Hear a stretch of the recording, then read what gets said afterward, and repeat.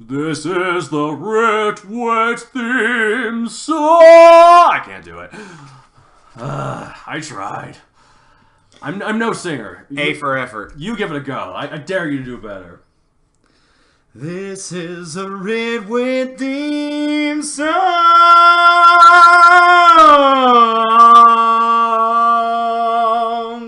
You didn't have to show off.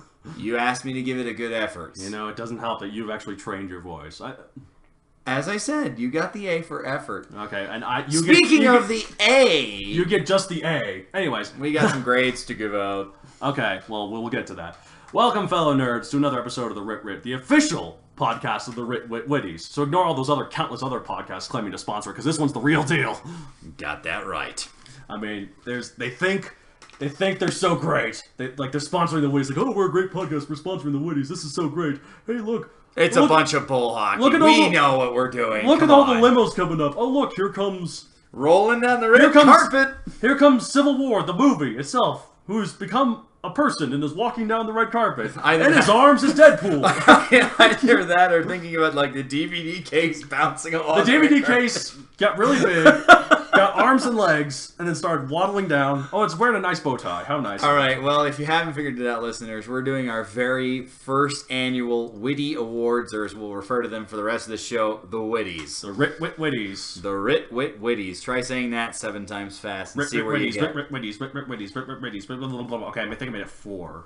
I think you got to about 4. But anyway, before we get into the Witties, we've got to do our usual segments. So we start with a question. What will we rip off from this week? Because, as we know, everything is a rip-off of something else. Exactly. So, what have we watched or read this week?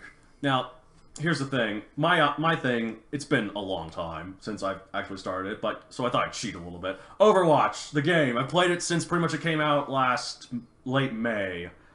And because I'm a man who's addicted to picks one video game and sticks with it until I find another game to stick with. I was about to say approximately 30 minutes, but... Well, no, I mean, like, I used to play League of Legends every day. Right, nothing but League of Legends. Then I used to play Smite. Then sometimes I throw in Roller Coaster Tycoon in there. So if you couldn't tell, his favorite genres of games are related to MOBAs or real... business strategy games. There we go. Not real time. Yeah. Oh, I do like some real time strategy games like StarCraft 2. But anyway, the lone survivor, the lone person who has managed to fight off the MOBA crowd and the lone ranger. Well, I mean, some of the characters come in too, so that doesn't. help. Jim Raynor's kind of a cowboy. Thanks Blizzard for throwing out a MOBA of their own. You know. Yeah. Well, not counting Heroes of the Storm, which is probably the other thing. That actually is a MOBA that Blizzard did. All right, fine. I love that one too, but Overwatch. The reason why I picked it is even though I probably enjoy Heroes of the Storm a little bit more in terms of a game, I really like the tone of Overwatch in terms of like the kind of feel it goes for, and I really like the technology it creates. It's sort of a similar thing. Like, I might actually rip off this one. In other words, he's essentially a Blizzard fanboy to the point where if he moved to South Korea, he would probably fit in just easily. No, those people would destroy me. I have to play with us unskilled Americans in order to stand a chance. Fair enough. But anyways, no, it's like pretty much the setting of Overwatch is the main thing I'll rip off, because it's got a really cool setting. Each character has their own little technology. Of course, you could also talk about character archetypes, too, and right, I'm sure it's that's got a lot of that. else. But, and there's also a lot of... I think the reason Blizzard is always consistently successful is because they have such likable characters. Like, even in the multiplayer of StarCraft, where there's not a campaign, each unit, when you click on it, has a different personality. Like, the Marines, like... Give me something to shoot. I was like, the Fire Red's like, light it up. To say nothing about the Blizzard tradition of having the silly quotes if you click on it. Right, exactly. Yeah. But then the Zealot's like, my knife for hire. Like, they all have personalities, even in multiplayer. So people grow to like each of them. And they put a lot of time into it. I think that's what makes Blizzard such a successful company. Is right. They really put their heart into the games. Absolutely. They've been known to cancel games just outright if it's not meeting up to their standards, like StarCraft Ghost. Which, maybe that's something you should keep in mind, writers. It's also something else you might consider ripping off. But at the same time, do what they do as well, and they cancel some games, but they keep their ideas in other projects. Like StarCraft Ghost was a third-person shooter that they were going to do, and they kept delaying it over and over and over again until finally they just gave up on it. But the main character of it, her name's Nova, and she's like a ghost. A ghost isn't like...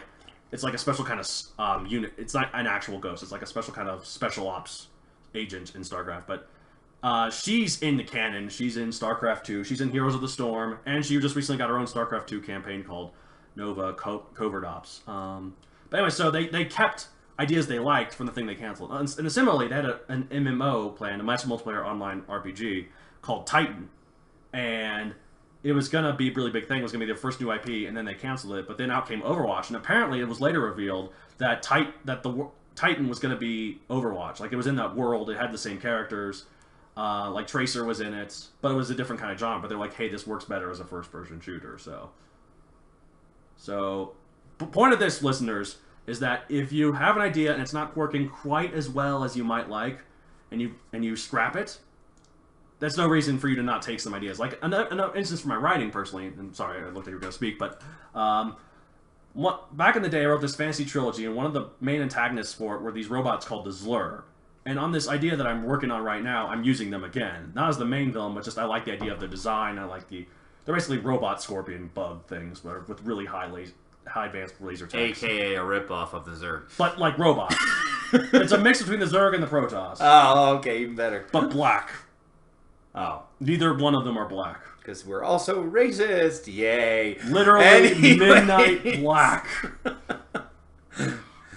I didn't bring up racism, you did. You're right. I played that card. Just like we did in Cards Against Humanity, right? That game actually had a bunch of racism in it. From both of us. God, who knew we were such racists? Well, Cards Against Humanity brings out the most against humanity things in us. So. And I won, by the way. Anyway, the other point of this being that even if your source is not necessarily traditional media like books or something, if it's a good idea, use it. Why not? We'll talk a little bit more about video games, but hopefully it's okay for me to talk about what I'm thinking about ripping off this week. Go ahead. You know, I mean, I'm just going to sit here and relax and listen to you. I'm sure you're going to like to go here. All right. Well, listeners, you might realize that, there were a couple of big Star Wars things in the recent past. What's Star Wars? I've never heard of it. Sorry, go on. I'm not even going to give you the elevator pitch. You're just wasting our time. But anyway, I went to watch Rogue One recently, and there was something I really liked about Rogue One's approach. And I'm going to tell you, there are a lot of people I've heard that were not fond of Force Awakens, and admittedly... I'm one of them, holding my hand up. Yeah. You can't see it, but I'm holding it right in front of the microphone. Yeah, and you still can't see it, because that's not how microphones work. Exactly. But anyways, it's one of those things that The Force Awakens was very much a rehash of the plot with New Hope. It felt like. And so a lot of people didn't like that. And to be fair, it is. And to be fair, that was their intent. They wanted to get people back in with a very Star Wars-y Star Wars movie since people didn't really like the prequels. This is a brief tangent, but it's kind of like what they did with the 5th generation of Pokemon, where they created a new game where everybody had to start over. There were none of the old Pokemon available. I believe you. I've never played Pokemon.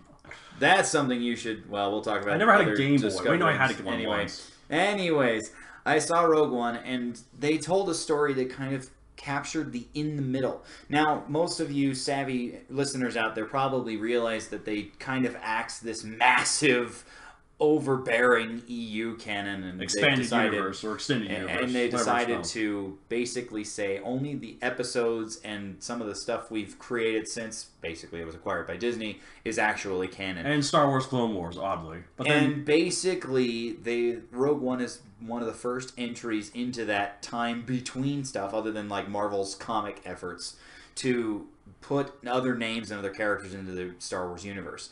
And so Rogue One, of course, the idea that it's telling a separate story to expand the universe around you.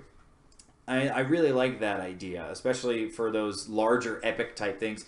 We are both big fans of the Marvel Cinematic Universe, I think it's fair to say. And it's kind of the approach that they did, but in reverse. Obviously, they planted the seed and then built on it, as opposed to, oh, well, we have this existing structure, but now here's something to fill the gap. And I really like that idea. Well, here, another example that isn't from Star Wars or Marvel. So you mean not Disney? Nope, it's Warner Brothers, if anything, but not DC. Oh, okay. So Lord of the Rings, it's owned by New Line did it, and now Warner Brothers owns New Line. So it kind of. Oh, I guess it is Warner Brothers. I didn't know. Okay. Anyways, they had a game called Battle for Middle Earth. It was like an RTS. Speaking of RTSs, now the first Battle for Middle Earth, it had a campaign. It was basically just a movie campaign. And the game itself was basically just all the stuff for the movies. But then for the second one, because there was a sequel, because it was successful enough, they actually got the rights from the Tolkien estate to use stuff that wasn't in the movies in the book. So the campaign for that was basically these side stories, recruiting these side characters that weren't in the movies, and but they were in the books, and they were like the thing that were happening at the same time as the main adventure with the Fellowship and Aragorn and all the other, and then Frodo and such. Like, it was side stories that weren't in the movie, but you could play them in this campaign. That was kind of cool. It was to point it out, though, that was in a video game, so it's in a different medium. I know, but it's doing the same thing. It's expanding. You're right. Even though it was already, it's not really expanding because it was all in the books. Well, it's just retelling it. But it's putting it into a new medium. Right. But the reason I talk about Star Wars is that it's in the same medium that the others were in, and so that's kind of the neat thing. I mean, with the Marvel Cinematic Universe, obviously they have Marvel Comics to base on, and Marvel Comics kind of go everywhere. They've got this multiverse, and because it's unlike so movies, unwieldy. they never expect you to have read all of them. Well, it's not really possible. I know. So they have to make them so you can just hop in. You can just hop in whenever. Well, each book has its own jumping off points for arcs and stuff like that, and writers do a very good job of trying to tailor their stories to that.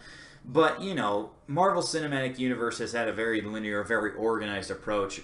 However, in this particular instance, it's the opposite of what I'm talking about, because they kind of started from small and went too big. They built up to Avengers in Phase 1, and it's all connected. Except for the occasional Guardians of the Galaxy. But anyways, I think they should expand it more, though, personally. It doesn't have to be so linear. I think, just to throw it out there, I think they should do a Marvel Zombies movie. It wouldn't work in the main canon. It would have to be an alternate universe because it involves all the different Avengers as zombies, basically. But the question becomes, do they then make it really like a Marvel Cinematic Universe title, or is it simply a Marvel Studios product? I think it'd be more of a Marvel Studios product. I mean, it would be the Marvel Cinematic Universe, but it'd be a side story. I mean, if you think about it, it's kind of that thing where they bring the comic publishing line and the movie production line together, because obviously Disney owns both Marvel Comics and Marvel Studios, but Star Wars as well. This corporate synergy idea where everything has this universe that's now being expanded upon. Right, and there will undoubtedly at some point in our future be a Marvel Cinematic Universe Star Wars crossover, or maybe even maybe even further in the future. And I know you'd like this. A Marvel DC movie crossover. That would be really cool. However, at some point in our lifetime. However, it's really funny you're talking about Marvel Cinematic Star Wars crossover, because if you look at actual books, not comic books, there was a Star Trek Green Lantern crossover. I heard about that. And a Star Trek X-Men crossover. I heard about that too.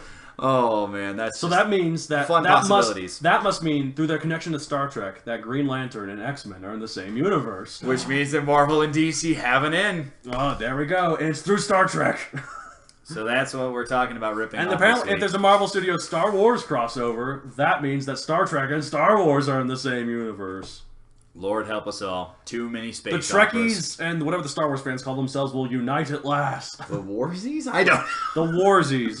The Trekkies and the Warsies. They once hated each other, but now they're united. The Warsies just sounds like some kind of mystical race. And then they just go, and then once they're united, they go after, I don't know, Harry Potter fans. Well, the potties. I don't know. No, that doesn't Oh my work. God, what did I think?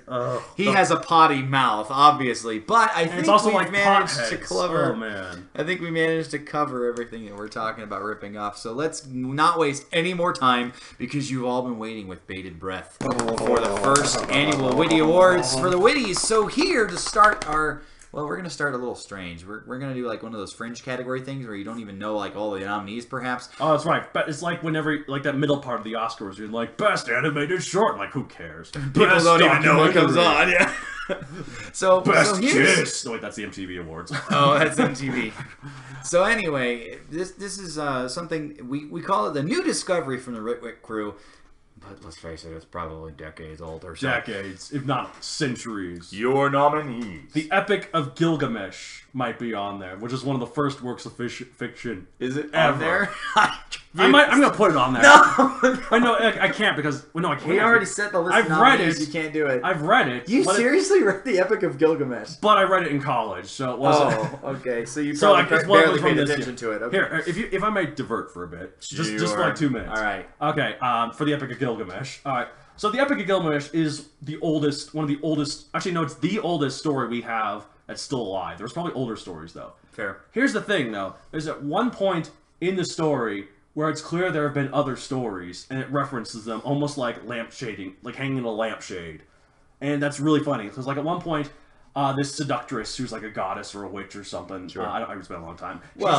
She tries to seduce Gilgamesh, and then Gilgamesh is like, this is great. Seen this is before. great, but I know this is going to end poorly. This always ends poorly. I've seen this I'm like, before. wow, it's referencing a trope, but it's like one of the oldest things ever. How?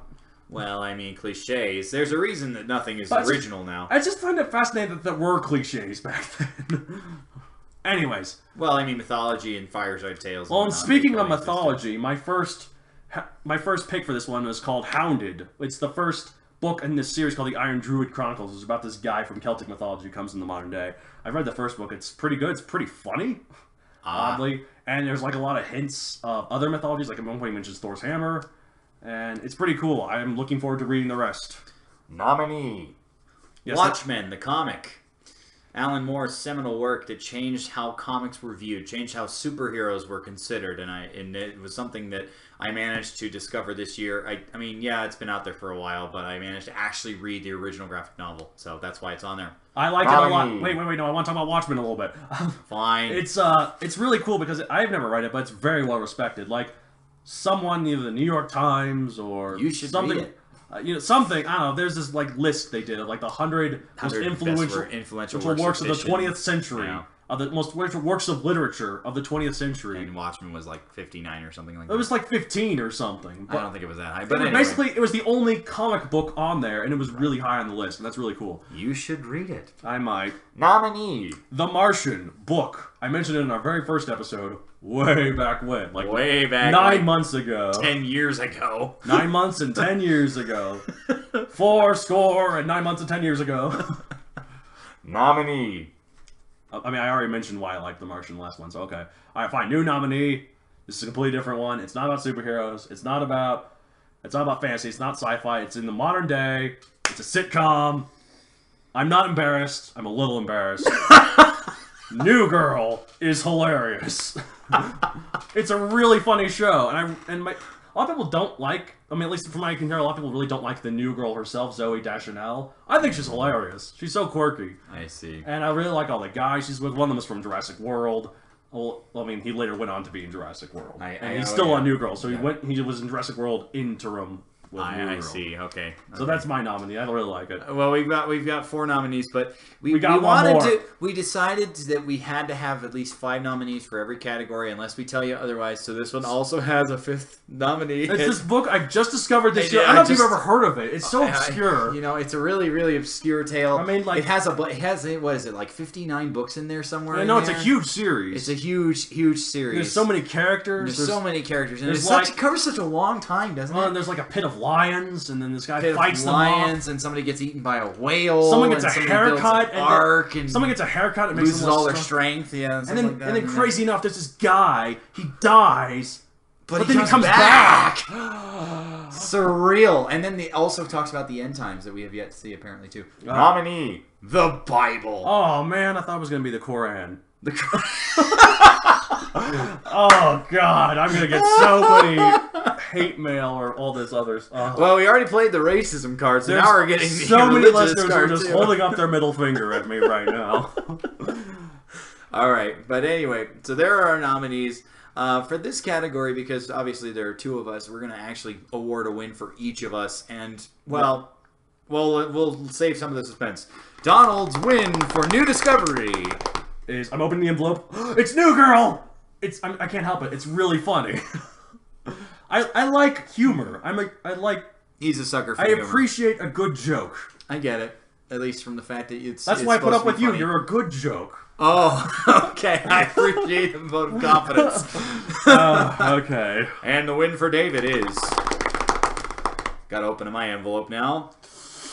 Watchmen, the comic. Let's be real. It was the only nominee that I actually talked about, so you should have figured out that was the one I was going to do. And obviously, our both combo nominees, combo win is the Bible. Yeah, the combo win is the Bible. It's so good. You guys should read it. Yeah, you really should read it. Okay, so we're moving on to our next category now, and that is another fringe category. But here's something that we talked about this in planning for this episode. There's a lot of stuff we haven't read yet, or watched yet, or played yet. And some of these things are so egregious. Some of them are so bad. It's just like, we need to discover so we can rip them off in 2017. Real- So for that category, here we go. Nominees. For the works we need to discover / rip off in 2017. Nominee. The Wheel of Time by Robert Jordan. May he rest in peace. Nominee. Oh, we're just going to list them all in a row? Yeah, for now. Okay. I won't edit this out. It's funnier. Okay. For me... Alright, sorry, go. Nominee. Rest of the Iron Druid Chronicles. Nominee. Rick Riordan's in his huge library. Rick Riordan. Rick R. and his library. He did Percy Jackson and The Lightning Thief and the series of the Olympians, and he's also done, I believe, Atlantean and Egyptian stuff. And but recently Norse. we need my favorite. Sure, because he's writing Norse stories. But anyway, trying to diversify the profile a little bit. I'll say this one, by the way. Nominee. DC movies and TV shows. I like The Flash. You should give it a watch. I probably would appreciate it, but I haven't gotten there It's yet. on Netflix. Well, you don't have Netflix. Yeah, well. You can borrow mine. We'll work on that. That's why I watch New Girl. Nominee. Agents of S.H.I.E.L.D. And basically some of the other Marvel TV shows. To be honest, I really want to see most of the Marvel shows, but Agents of S.H.I.E.L.D. seems to be the one, since it, was the first real venture into TV, that's the one that I really need to see. The consensus is that really fluctuates in quality. The first episode is pretty good, and then it gets kind of blah. And apparently this new season, I think it's season 4? 3, well, maybe it's 4 by now. It's really good, apparently. Ghost Rider's in it. Well, the thing that's interesting about Agents of S.H.I.E.L.D. is, of course, that because it all is tied together, they have these major breaks.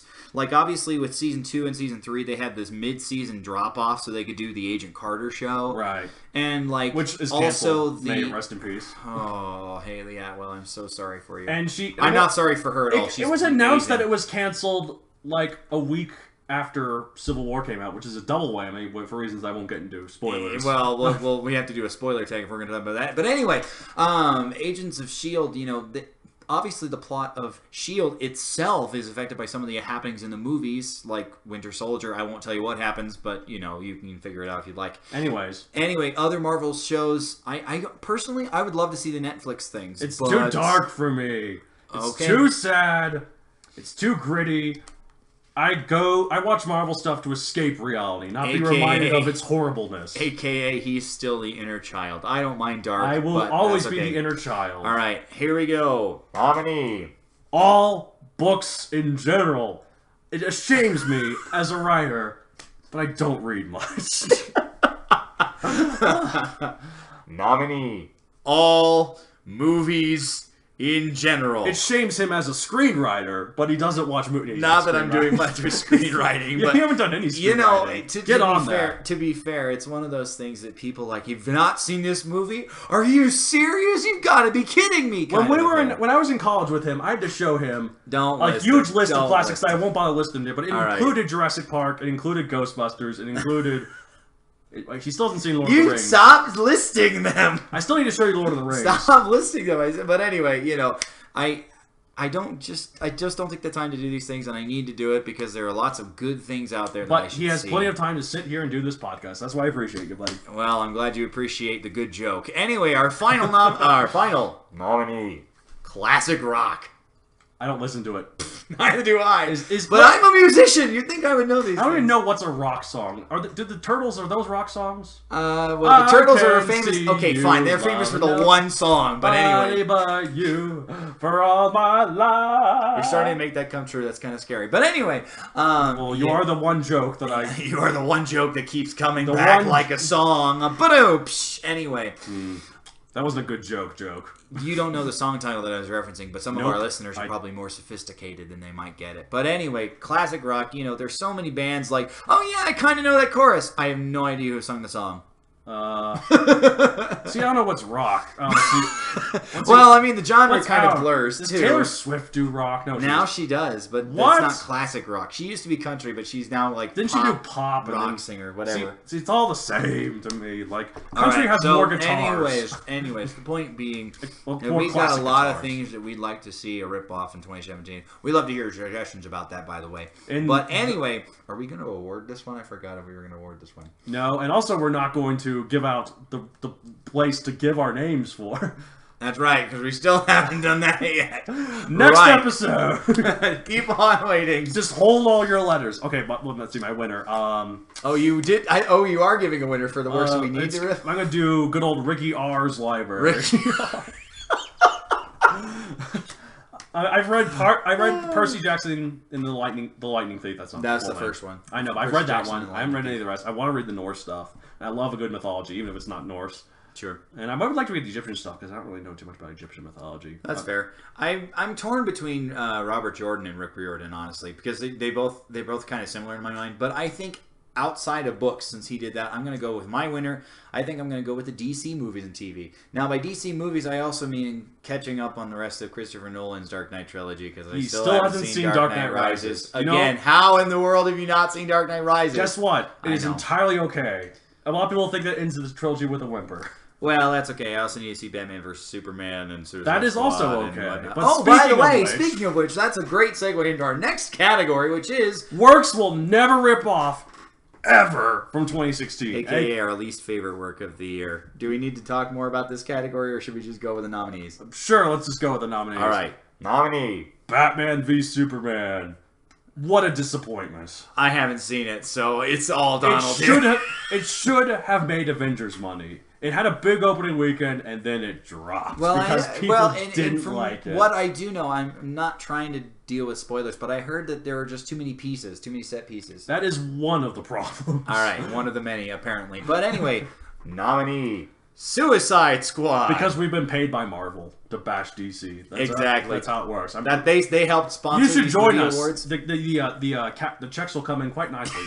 And let's see who I got here. Oh, wow, look at this. Look at all this money. All right, I hate DC so much. I love you, Marvel. Neither of us have seen Suicide Squad, but, it's just completionist. Well, it's a completionist thing, but more importantly, it's a villain-centric story, and I don't think either of us can write that. Well, guess. And also, I don't really watch movies that I think I'm going to dislike. Whenever I see a movie I don't like, it's because I wanted to like it and ended up being disappointed in it. Fair enough. But at least he sees movies. If I see a movie and I'm like, oh, that looks bad, I'm not going to watch it. Nominee. Ratchet and Clank movie. Even though you're the only one who's seen it and you thought it was pretty good. I really liked it, but let's face it, that's a very specific story, specific to that video game universe, and I'm not really writing Ratchet and Clank fanfiction that I'm taking on. I mean, sure, we love the Ratchet and Clank games because they have this crazy weaponry and this cute little creature and these great voice actors. Funny humor, yeah. And then their humor is quite good. They're such a good joke. I tell you what, their titles are amazing. But anyway, the movie itself was not bad, but I mean, it's so specific that you can't really rip it off without being obvious. So and also, no reason it bombed, to do that. So if you rip it off, you won't have a job. All right, fair enough. Anyway, nominee. This entire goddamn election year. You know what? I kind of agree with that. We are so close to another civil war. If we hate the United States of America anymore, by united we mean everyone freaking hates each other. Everyone for himself? No. Anyway. Yeah, it's basically like that. It's just one... It's just... Oh, we should have reordered that because, crap, we have one more... Oh, sorry. Nominee. Hidden Figures. It's a great movie. It isn't even coming out worldwide until 2017. That's how Oscar movies work. Oh my god, this is so dumb. If the Oscars can work like this, then the Witties can work like this. Because we are just as esteemed. Sure. I mean, don't you see... We're sponsored by Marvel. I mean, they're sponsored by DC and Warner look at Brothers. Batman v Superman walking away, up in the tux. I mean, he looks. People are booing him off the red cart. Anyway, he's brought Suicide Squad with him. I just gotta throw this out there. I think that Hidden Figures looks like an amazing story. The reason why I put this, it's based on an untold true story about the right. It's based on these. It's about these black women, these African American women who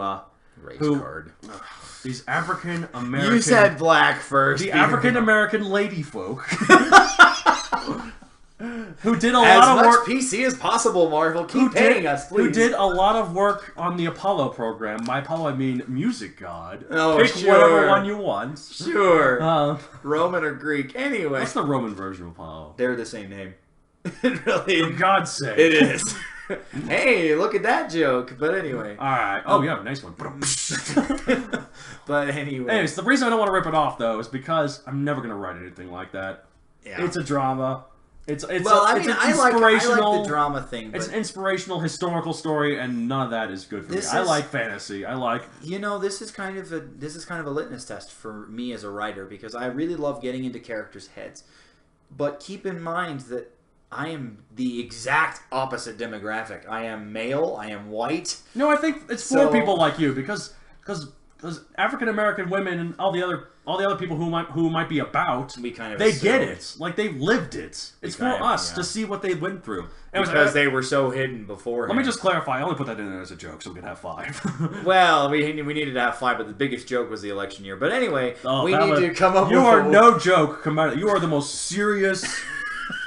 tear-jerking drama ever compared to this election year. It is a freaking joke. All right, are we going to come up with a loser for this, Witty? It's the election year. Okay, the election year. Okay. Oh wait, sorry, I have to build it up. All right, sorry. Let's do our drum roll. And the least favorite work of the year 2016 is. Oh wait, no, I'm sorry. It can't be the election year because Trump just sent me a letter to be like, no, I'm complaining about this on Twitter. That you can't complain about this. He can't shut us down. Let's go. All right, fine. I'm gonna put the Russian Clank movie just because it's gonna piss you off.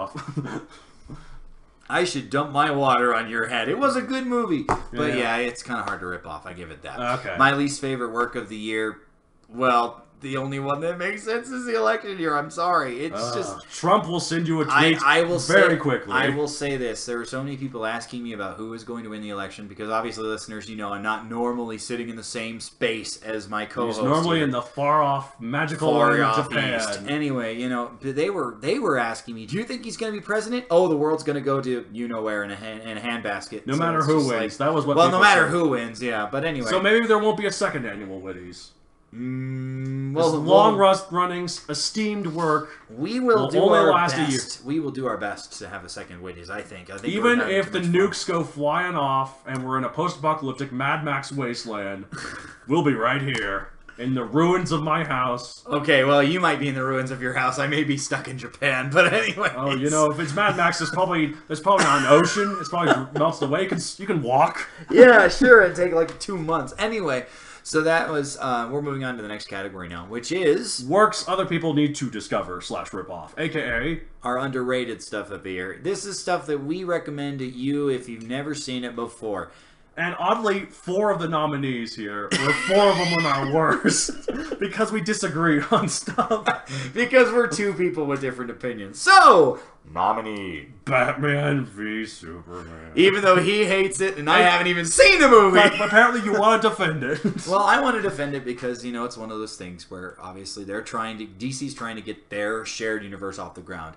We have talked about this off screen a lot. We didn't have really mentioned it on the podcast because it's mostly about writing, right? But obviously this is more pop culture-y. Keep in mind that DC had a loaded hand against it. Right. They already had Avengers out by the time that they were talking about doing these plans. So what else are they going to do? Throw everything they've got at the wall and hope But the problem is it didn't work because we didn't build up to it. It's like if Marvel went from Iron Man directly into Civil War. Fair enough. But anyway, I mean, it's one of those things that I really think that with some decent execution, Batman v Superman could be a landmark thing. So, watch it for yourself. I always Yes, that's true. Judge it for yourself. Make your own opinion. Whether and if you don't like it's horrible or great, make your own opinion on it. And if you don't like it, hey, you discovered it and you know not to rip it off. That would be a very good thing to add. Nominee. Suicide Squad, even though neither of us have seen it. Yeah. Apparently you want to defend it. Well, I mean, I thought you wanted to defend this one because it's focused on the villains more. It's kind of neat from that perspective. There's one... Okay, I've seen parts of it. There's one thing that I will defend from it. Well, no, 2 things. One, there's a cool shot of a hand that flips over to form a ghost hand. It's a cool image. Anyways, it's one of those things for me. But anyways, also, the other thing. Alright, go ahead. Other thing. Even though there's a giant blue beam that goes up into the sky and creates an evil... and it's going to destroy the world like every other movie lately, it happens at the beginning of the movie. And it stays up the whole time, as opposed to it happening just the climax. That's a little twist on that, so... good job. And, it's always more interesting to get into the head of a villain because their motives are far more complex. Except, they're not really villains. They're just heroes. They're kind of like anti-heroes who got in a bad situation. But anyway, that's the reason I would suggest Suicide Squad. It's a very different outing from most of the superhero fare that we've seen lately. And again, neither of us have seen it, so maybe you watch it and be like, this is maybe garbage. I will say it's utter garbage. This is total rubbish. Who knows? Maybe I would be able to change my vote on the Witties. No, I'm just kidding. Anyway, another nominee. The Ratchet and Clank movie. Another thing that happened to be on worst and this. I mean, come on. If you like the game series, why not watch the movie? Because they do a very good job of reversioning the story behind what happened in the first game. Revisioning, whatever. Well, it is a reversioning. But versioning isn't even a verb. Fine. Anyway. Version is a noun. Whatever. The point being that it's a pretty nicely done story. For those of you who know the series well, it ties multiple villains in, not just the original villain from the original game. Yeah, because it's like an adaptation of the first game, but then they incorporate a lot of stuff from the later. Are there Zoni in it? No. I thought I heard they'd be like a quick cameo of them, I guess. I missed it if there was. Okay, there's this race, and the later one called, what are they called? They had the weird... The one like Fongoids? Fongoids, yeah, they are in it. They are in it, yeah. I saw they were in it, and they were only introduced later. Well, they're the basic civilians, which, it's kind of a hodgepodge. They collect different pieces from different parts of the mythos, different parts of the games. Because it's such a rich, complex world. What no, can it's I not. say, It's just Saturday morning cartoon in video game form. And that's what is in movie form. So, but anyway, I really enjoyed that movie. Anyway, moving on. Nominee. The one we don't have in the worst, even though a lot of people think we should have. This is mine. The Warcraft movie. No surprises there. Defend it. Go ahead. I liked it. I say this as a Warcraft fan. Here's the thing, though. If you're not a Warcraft fan, you will have no idea what the hell is going on. And some people have said that even as Warcraft fans, they don't like it because they prefer a good movie to a good adaptation. Why am I defending this? Oh, I don't know why. I liked it. That's why I'm defending. I think people should at least give it a watch. And, yes, they probably could have made a more mainstream movie. Are you going to put caveats on that? You should watch it if you've played Warcraft. Yes. Okay. But if you haven't, don't waste your time. Well, if you haven't and you're curious, I'm not stopping you. Well, it's one of those things that you're going to be sitting in the theater for 2.5 hours. What the heck? Especially the first 40 minutes, because first 40 minutes is incredibly rushed. It goes to all these different locations. Once it gets a little bit in, it gets settled in a little bit. Also, the ending is terrible. Why am I defending this movie? I don't know. Okay, here's why I'm defending. Okay, like I was going to say, they could have simplified it, made it more mainstream, combined things, it wouldn't have been a Warcraft movie, though. It might have been a better movie. But it might not have been a Warcraft. It would not have been a Warcraft movie. It would have just been a craft movie, or just a war movie. It's just a generic fantasy war movie that people like. Oh, this is a rip off Lord of the Rings. Oh wait, they did it. We've already had so many of those. Okay, here's the thing I will defend about though, and this is not just for the movie itself. It's for the director and how our listeners should handle their writing if it gets bashed. So the director, Duncan Jones, he's a big Warcraft fan, and this is the movie he wanted to make. He put a lot of passion to it. It didn't do that great. I mean, It bombed in the U.S., but did amazing in China. I think it made its budget back. Must be the South Korean... Oh, sorry, China, you said. I don't think it did that great in South Korea. If they ever did a StarCraft movie... Oh, it would be blow the charts off. It'd break all box office records in South Korea. Anyways, but it didn't do too well. The critics hated it. But here's what... Duncan Jones stood his ground. He didn't try to convince anyone to like it. He's like, I made the movie I wanted to make. I'm glad there are people out there who really like it. I'm sorry if you didn't, but that's totally okay. Power to him. You know what? That's a superb approach because, like he said, I'm happy with the movie I made. If you didn't like it, that's fine. We have mentioned it before on past episodes of the Writ. Writing is not something you do to impress other people. It is something you do because you want to do it. If you love what you do, why do you let anyone tell you you're right? Wrong? Exactly. So maybe that's why I recommend. I mean, not because of the movie itself, because of Duncan Jones, the director's reaction to. At least from more of a usual wit spin on it. That would be why. I think so. That's mainly the reason. And then final nominee, Hidden Figures, because it's a hidden figure in the works of this year, and because it's good. It didn't even come out into it. It came out on Christmas. Okay. Once it gets nominated for all the Oscars for the 2016 movies, you can argue with them about it. I don't want to. It's only been out for 1 week of 2016, and that's in wide release. It was in a couple of theaters. on Christmas of last year. That's how they work. Oh, I don't understand the Oscars. But if we're going to mimic the Oscars, then we can do it too. So that's why it's on here. Now, all right, we got with our nominees. Are we going to come up with an individual? I don't know. We're so professional here, folks. All these are crap. So it's works other people need to discover or rip off. Okay, well... I'm going to stick to the Warcraft movie just purely because I think people should check it out, and I think the director is a good inspiration for writers. Do you agree? If not, we can discuss. I like your reasoning, but I think I'm going to go with Suicide Squad because it's far more mainstream. More people are likely to see it, you know? Even though I'm going to consent and do Suicide Squad because... Because why? Captain Boomerang is pretty funny. Captain Boomerang. Oh, he always loves Australian accents. Jai Courtney in the one role that people like from him. Well done. That's how you know the movie's great. Jai Courtney's the best part of it. I think it's probably going to be Margot Robbie, but we'll never mind. We'll talk about that later. Yeah, maybe. Will we? Well, who knows? Who knows? We haven't really seen it. All right, fine. Now, after a long and grueling ceremony, this was the hard part. We got through the worst part of the year, so we're on to our next category, which is the final category, sort of. It's the big esteemed one. It's been so long. There's been so many boring ones. Best animated short. Best kiss. We'll rip off the most from 2016. AKA our favorites. You know, who cares about formalities and subjectivity? Best work of the year. All right. Nominee. Civil War. Do we want to do discussion? And we'll do it afterwards. Okay. We'll do all the nominees. Nominee. Civil War 2. It's so many two. And there's two people to say. That was the comic. Yeah, the comic. Nominee. Rogue One. I haven't seen it. Nominee. Overwatch. I haven't played it. Nominee.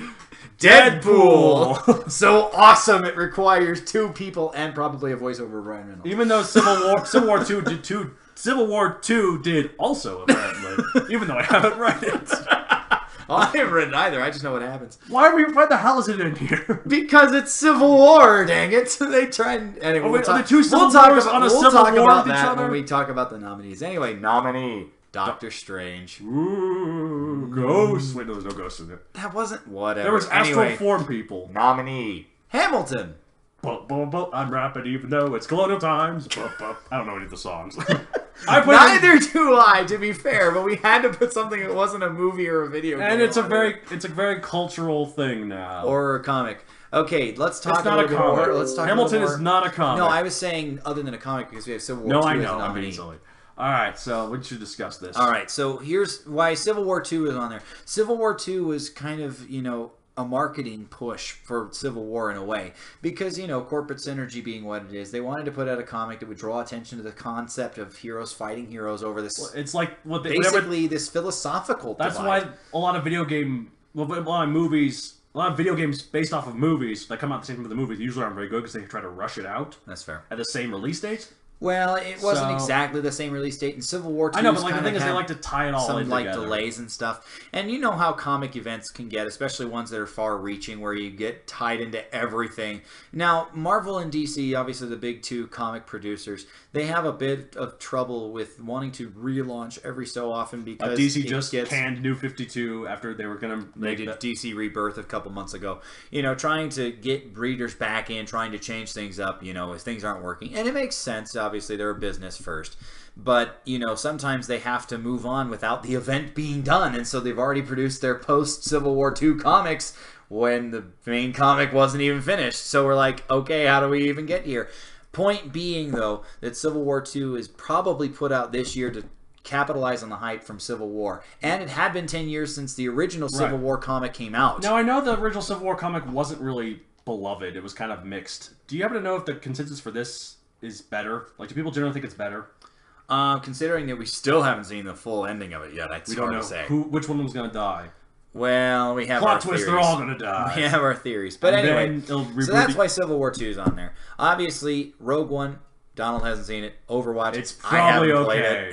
That one's amazing. Overwatch. But it's a first-person shooter. I can't corroborate. I'm not fond of FPSs. Anyway, also, your computer is crap. Well, that's beside the point. And you don't have a PS4 or Xbox. Well, that's beside the point. But anyway, Hamilton's on here because, again, we wanted to have something that wasn't, mainstream media. And honestly, it is like the biggest musical that I can think of that came out this year, and that does appeal to me. Tickets are still sold out, and they will be. Well, originally, it was until August of this year, but then after, no, I'm not gonna get political. Well, basically, something political happened, and now it made people rally behind it. Hey, it's going to be a Broadway show, which and means now it's going to tickets are sold out until September of next year or something. It's going to be interesting and good for them. I don't know any of the music. I know there's a fun rap section, which is what he was trying to allude to. I'm a Hamilton, and I'm signing my thing on the Declaration of Independence. Thing on the signing my name, my John Hancock. Oh, look, there's John Hancock over there. He's signing his name big so that way the guy can read without his glasses. In case you're curious, neither Civil War II nor Hamilton will win. But without that being said, do we want to announce Civil War II? You're going to root for Civil War II. Hey, we didn't explain the other two. Well, okay, which ones do we need to explain? Deadpool and Doctor Strange. Do we need really? Okay, well, we didn't really explain Civil War as a movie either. We just said explained it a little. It's a great movie. It should have been a mess. It wasn't. I'm amazed it wasn't a mess, considering how many characters they brought in. It was basically Avengers 2.5. However, I will say that my earlier opinions before watching the movie, I thought it was definitely not a Cap film.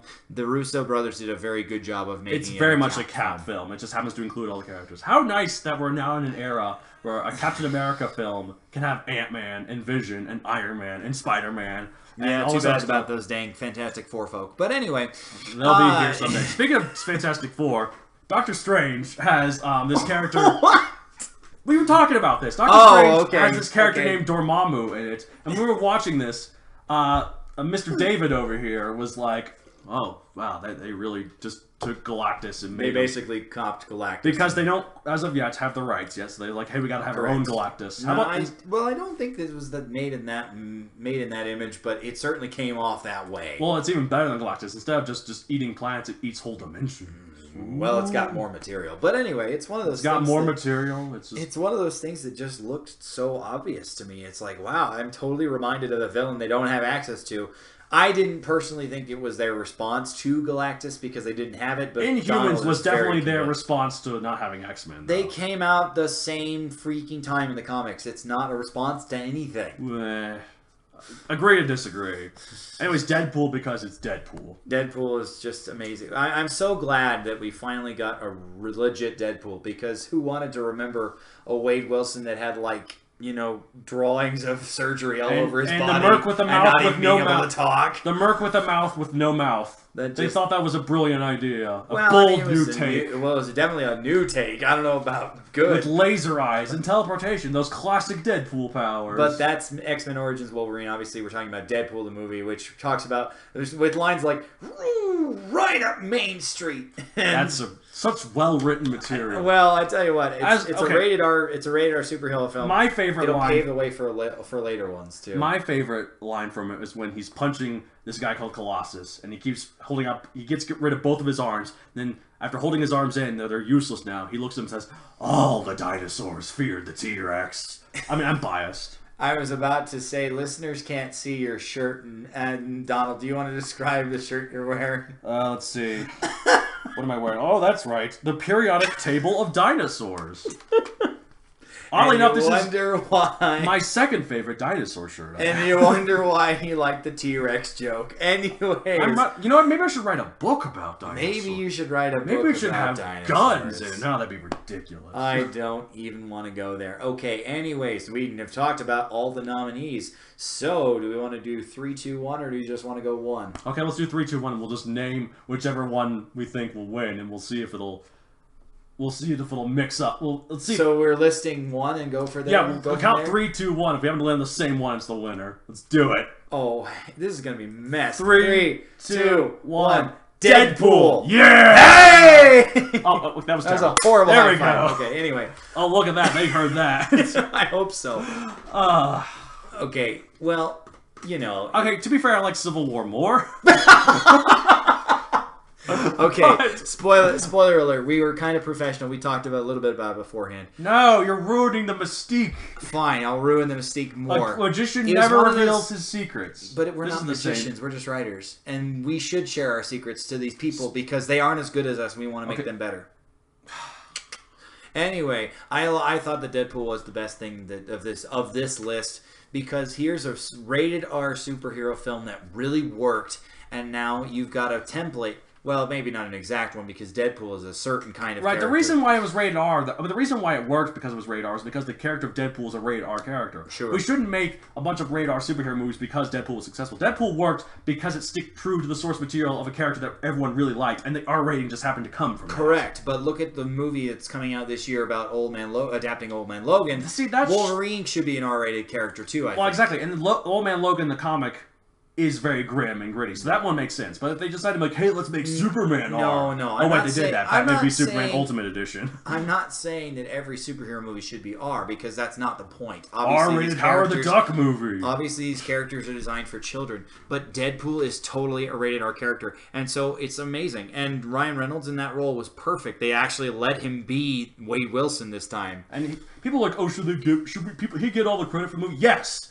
He was the one who pushed it forward. He's the one who leaked the test footage. He's the one who put his heart and soul to make I it tell you this what, was it right. wouldn't have been a movie without him. It would have been nothing. Thank you, Ryan Reynolds. And thank you for standing up to the mean people at Fox. Like, Mean media at Fox. They could never work. People would never... But let's let Donald have his chance talking about what his goal was too, because obviously you mentioned that you like I like Civil War better. Civil War's my goal. I just think it's a better movie. But it's a better movie. But here's the thing: I expected it to be a good movie, and it was a good movie. I did not expect Deadpool to be as good as it was, so that's why I gave it.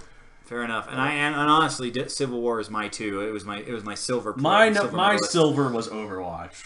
And here we go with the eye rolls. Cheers, love. The cavalry's here. Thanks, Tracer.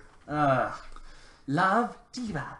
Anyways, Is the this point easy being, mode? the point being, I couldn't possibly agree because obviously I have no experience playing Overwatch.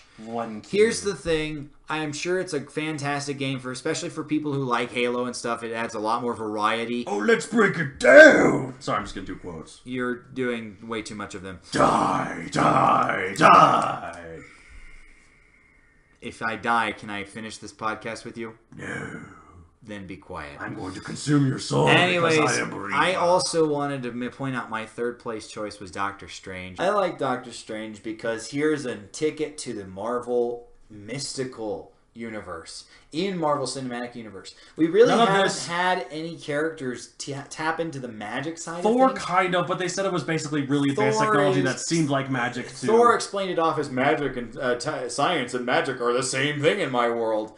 I mean, that's all it was, and they just pass it off, you know. Well, But here we finally have a character whose main source of power is mystical, which opens up a whole corner of the universe. You could possibly see Marvel Zombies now that we have multiple dimensions that Dormammu eats, you know? Maybe that's how it ends. Dormammu just eats that dimension. Well, hey, that'd be a better ending than the actual comic, in my opinion. I don't even know anyway, how the comic ends. I just like the idea. But Marvel Zombies is just a novelty thing. It's just like a toy. It's like a Jack in the Box. You roll it out. Oh my gosh, it's surprising. And okay, put it back in the box. Right. You know. But anyway, my point of Doctor Strange is good because it allows us to access a new part of the Marvel catalog. And let's face it, Marvel's got its feet into like every possible arena in their superhero shared main universe. I would not be surprised within 10 years we get a Squirrel Girl movie. Like, totally serious. I think they could make it work. They get this actress who is really funny, and then they play it like sort of like the way they did Ant-Man, except maybe not revealing why it's actually cool. But playing it like a comedy, I think they could do it. You know, It would be sorry. This is ballsy. This is a quick tangent. I don't know if many of you are familiar with other comic publisher Valiant. They have this new superhero who's a plus size girl. Her name is Faith. By plus size, do you mean fat or do you mean? By plus size, I mean plus size. Anyway, I'm just making sure you don't mean. Do you mean fat on the belly or fat on the chest? well, plus size is plus size. I mean, I guess it's both. It's all fat. Wow, we are so sensitive on the Writ Wit. I'm so sorry. I mean, look, boobs are fat. That's what they are. The reason why this came up is because I think that a perfect casting choice for that will be Rebel Wilson, who of course played what was the fat Amy in Pitch Perfect. I've never seen Pitch Perfect. She has such an attitude about her, and she it's knows no new she's girl. big. And no, it's not. It's no new girl. It's a music movie, and I really like it. But anyway, it's one of those things. But I was thinking about what about Rebel Wilson being Squirrel Girl, but then I realized that they do distinctly draw Squirrel Girl as a fairly petite girl again. So how about Amy Schumer? No, she's kind of... Amy Schumer is not really petite. Plus, she's probably a little bit too old. How about that girl playing Negasonic Teenage Warhead in Deadpool? No, I don't know if you can really cast her in a Marvel Cinematic Universe if things with Fox might start, turning around and start collaborating more with Marvel. Because here's the other part. Now that Sony is going to try what Spider-Man, see how that works.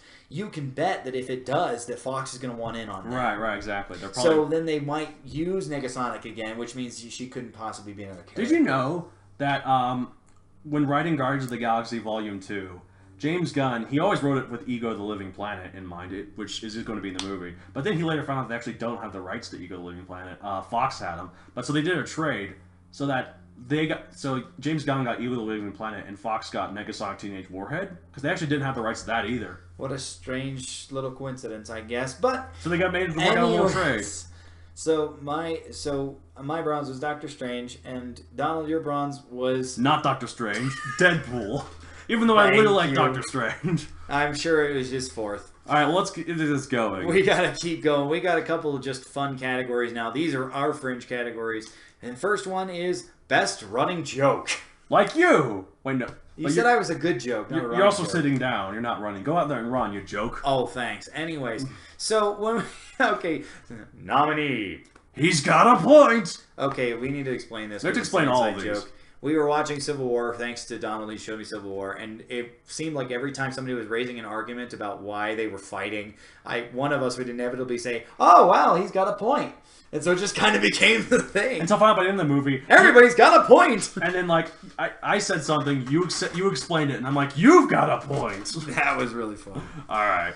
Okay, so nominee. Best rip-off, or we're ripping off, or what are we planning on ripping off, aka the ripping off joke. I mean, we use it on this podcast all the time. It had to be on here. Let's be real. I think it's funny. Other people probably think it's whatever. Okay, next nominee. All secret bases are rigged to explode the same way. Explain. I don't get it. Okay. How's this a running joke? So with another offline friend, I talk about we watched some shows together, and it seems like a common gimmick is that there's a space that no one else can find, and they have all this special technical equipment. Now, here's what will inevitably happen: the hero will go in, they will press one button on a very specific panel localized to that area, and the entire base blows up. Was this Star Wars? No, it was not Star Wars. Was it Phineas and Ferb? No, it was not Phineas and Ferb. Was it Phineas and Ferb Star Wars? I don't watch Phineas and Ferb. Anyways, it's a good show. I know it is, but I don't watch it. I would add it to my things I've discovered, but I discovered it 2 years ago. I was gonna say we can't do any retroactive crap.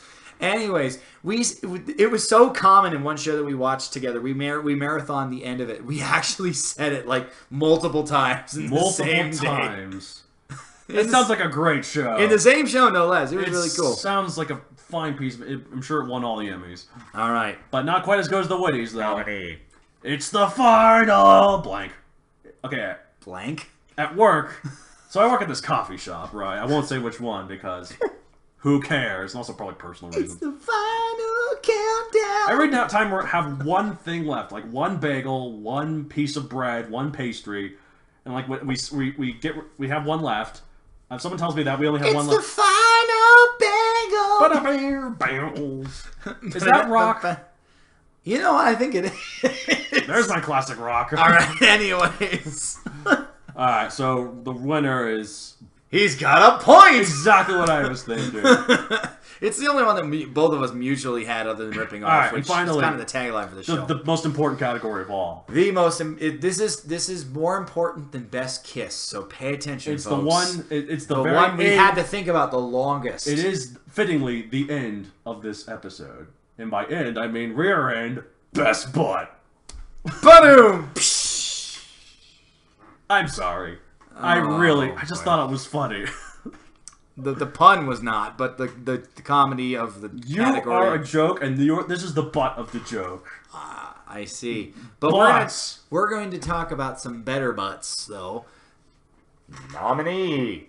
Okay. Scarlett Johansson. From Civil War. Although well, let's be her real. butt was on full display in this one. It's a legacy nod. It's for Avengers. Not Jungle Book. Oh. She did play a snake in that, which has a long tail. It's kind of a butt. It's not a... Oh, whatever. Anyway. I'm just saying it's not Jungle Book, so don't worry about it. It's okay, Civil War, it's not Jungle Book. Except it's actually Avengers. Sure. We said Civil War, but you hardly see her butt in Civil War. But anyway, nominee. A clear winner, Widowmaker from Overwatch. What? We aren't even reading all the nominees and you said a clear winner. No need to read the rest. Oh, really? Have you seen her butt? Barely. I don't play Overwatch. Need I remind you? Let me just say, it's a shame it's a first-person shooter, not a third-person shooter. Oh, are you suggesting that everybody would pick Widowmaker just so they could watch? I guess that's why everyone would pick Widowmaker. But then the games would never resolve because nobody would actually come out of hiding since they're all snipers. Hence why it's a first-person shooter. It's a worthy sacrifice. You're all snipers. But anyway, nominee. We can't be too sexist here. We gotta be gender neutral. Ryan Reynolds from Deadpool. Guys, you can't tell me you didn't look at that glorious half-naked shot when he was right before his cancer attack. Really? And also, he even said, "You're wondering how we managed to squeeze this ass into tight red spandex." And then we get a good close-up shot. Oh yeah, I can just grab those cheeks. I'm totally straight, by the way. Yeah, so am I. A lot of people thought I was gay in college. Oh, I've gotten that too. Really? Well, mostly from music camps and stuff. But anyway. Nominee. Margot Robbie from Suicide Squad. Even though we've never seen it. More from the Suicide Squad trailers because we haven't seen the movie. We did see it in the trailer, but there's one shot that they showed in every trailer, in every TV shot. They try and get the sexiest shot they can. Where she bends over, find the prettiest girl, and shoot a shot. I'm from sure she's her. a well-developed character with a clear backstory and a clear persona. No. There are two money shots because they want guys' eyes. They'll either do the shot from behind or do the shot where she's bending over from the front. Where have I missed this one? Hold on, I gotta go Google the trend. No, I don't really care, honestly. I'm not suggesting that it was both, because obviously they don't want to be that. But anyways, I'm sure she's a well-developed character, but she has a butt, so who cares? I'm sure she has a well-developed butt. We lost another half of our audience at this point, so let's go back to the male stuff. Nominee. Chris Evans, but let me clarify, not his butt. It's not his butt, it's his biceps. It's his biceps. That shot. Did you see the thing in Civil War when he sold by himself, pulled the helicopter back in, flexes it? Whew. Good lord! I would turn gay for that. That was amazing. I was turning gay for that. For those brief seconds, I'm like, I want you, Captain America. Come to me. Give me a hug with those massive biceps. Crush me. I just want to kiss them. Oh my goodness! You cannot see how red I am turning right now. This is hilarious. He had such. I mean, his butt's probably okay. It's a little bit scrawny. But when he has those biceps, it's got to be balanced somehow. He's got giant feet to make up for it. I don't know. He's probably like a kangaroo underneath. Because this is the most important category, our final category for this year's Witties. We also have nominee Chris Hemsworth from everyone's favorite movie this year that didn't get all the rage. And you know what? I don't know why we didn't put this in underrated. Because it's not good. I liked it. The Bible. No, just kidding. Chris Hemsworth. Chris Hemsworth from Ghostbusters. Yeah. Ghostbusters. You know, I mean, I really to throw this out. If anyone's seen the Ghostbusters movie, he comes in as this bumbling secretary because obviously all the genders are flipped, so the secretary's male and the Busters are female. But you know, I really like what they do with his character. I don't want to spoil it for you in case you go see the movie. He has excellent comedic timing. Yeah, he's a pretty good actor, and he's quite a hunk. Well, he's got that. I mean, there's a reason that both of these. I mean, it's a reason that 4 of these characters are all in Marvel characters. Chris Evans had that one shirtless scene when he first came out. Well, Chris Hemsworth has one in every movie. And there's a reason for that. But anyway. Those pecs. Oh, I just want to hug them. He didn't make his pecs dance. That would have been like jaw dropping. But anyway, man, just. But his character. There's a point in time in the Ghostbusters movie where he's leading a dance and everybody is dancing along. And it's just amazing. Like, you don't actually see his butt, but he shakes it real nice. So that's why he had to make the list. I'm sure there are a lot of girls who are like, oh, Chris Evans. Almost as much, they reacted almost as much as I did with Chris Evans in that helicopter scene. And he almost went gay for that. But anyway. I might start to turn gay a little bit now just thinking about it. So we've...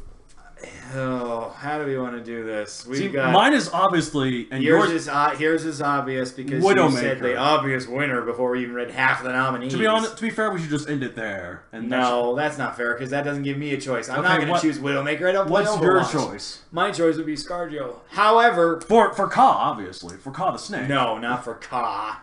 Be real. For Avengers, that didn't come out this year. But it was Civil War she was in, and she was just fine in that. But anyway, there was never a butt shot. There wasn't a butt shot. It was disappointing. It was just boring stuff, like her character and her dialogue and her compelling art. However, who cares about that? I want a butt. However, our original plan was if we couldn't come to a consensus, we'd have to do a runoff, and we just decided beforehand there was no way we could yield. As much as I would like to be Chris Evans, it's not his butt. It's his biceps. Well, it's his biceps, and so we can't really have him as a butt, and I wouldn't have really agreed with it anyway because of the butt thing, but, technicalities. Yeah, technicalities. I still love you, Chris Evans. It's my specialty. Please still marry me. Apparently, you have to be enfolded in those enormous biceps and be crunched like a freaking nut, like a nut crack. I don't know. Anyway, it'd be great. I'm sure you'd that's the way I want. That's the way I want to die. Hugged Too Hard by Chris Evans. Anyways, because neither of us could come to a consensus, our overall it's Widowmaker. It's Widowmaker. It's not Widowmaker. No, you gotta shout your choice too. It's Widowmaker. ScarJo. Come Widowmaker. On. It is Scarlett Johansson. That butt is so good that she's called Widowmaker because any man who sees it has a heart attack and dies. ScarJo birthed a meme because of her ass, dude. Widowmaker's birthed several memes. There was a glitch in Overwatch where, at the beginning, this was an accident. She activated her visor as her ultimate, and then her butt would get bigger. The developers had to have put that in. Had to have put that in as a joke. But but there's a gift for it. You cannot convince me that it's Widowmaker. Because here's the thing. Widowmaker is the only computer-generated image on this list. Are you saying anime butts aren't real? I'm saying that animated butts aren't as weighed as heavily in my mind. But they can be sculpted. They can be sculpted perfectly to the point where no real butts could compare. Realize, listeners, that this kind of argument is why we couldn't really decide on a winner. Also, we've been on best butts for like 10 minutes. So, the longest category we had before this was the best book of the year. Something like that. Okay, fine. Let's give it an award. Okay, we're gonna say it on 3, and until open we the envelope here. 1. Drum roll, please. I don't know. Anyway, Chris Hemsworth. Only because he swings his butt around. He actually uses his butt, which is amazing. I'm sure if we saw it from behind, it'd be great. You know what? I wouldn't doubt that. But being behind him at that moment in time would mean I'm actually, an actor. Or you beat this the guy on backstage because he's on the stage. Well, let's just say the set piece doesn't allow for that to be backstage. Anyways, you don't have a shot of him looking out to the crowd, and you see the crowd, and you see him from behind, and he's just like swinging it. Woo, woo, woo. Point being, we spent way too much time on Best Butt because it's obviously the most important witty award we can hand out. If it was Chris Hemsworth's butt in this movie with Chris Evans' arms, I would be so gay. It would be permanent. You wouldn't even come back for Widowmaker, huh? Oh, that brings me right back, actually. Never mind. Yeah. I might become bisexual. See, there's the rub. Because, as we all know, it's totally a choice. It's totally it. Anyways, I think we can't possibly devolve any further than we have already. We've lost all of our audience at this point, so why are we We've lost our women audience, we've lost our Republican audience. We've lost our religious audience. We've lost our gay audience. We've lost our black audience. We lost our bisexual audience. Looks like it's just us. Well, I think that's a safe way to say that we managed to finish the Witty Awards. Let's see how fast we can offend everyone next year! Hey, Matt, you suck. There, it worked. I offended you. Thanks, Donald. Get out of here. Thank you so much. Get out there like the joke you are. I don't think we need to do any final thoughts for this episode because this is already going to be pretty long. Here, I've got one last joke. Where can people find us? To be continued. I'm Matt Donald. I'm Matt David, and thanks for listening to the first annual Witty Awards. We'll see you back in 2017 with some more Wit. Yeah, that's it. All right, so long, all. Have a good one. From the Witty Awards, I'm Matt David. And I'm Matt Donald. And have a good evening. P.S. Widowmaker has the best butt. No, it's obviously Scarlett.